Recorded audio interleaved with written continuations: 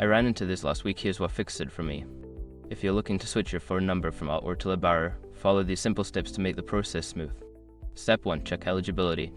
Before starting the porting process, ensure that your Upwork account is active and that you are not under any contract that would prevent you from switching.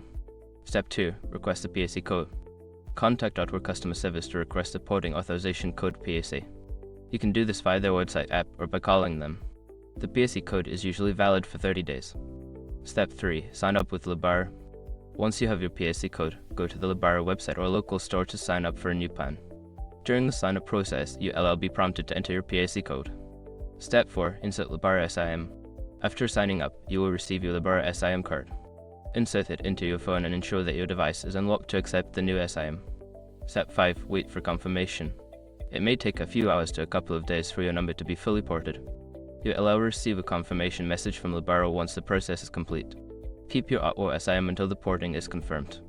Remember, if you experience any delays, it is a good idea to reach out to Lebara customer service for assistance. Good luck with your new plan, and enjoy your service with Lebara.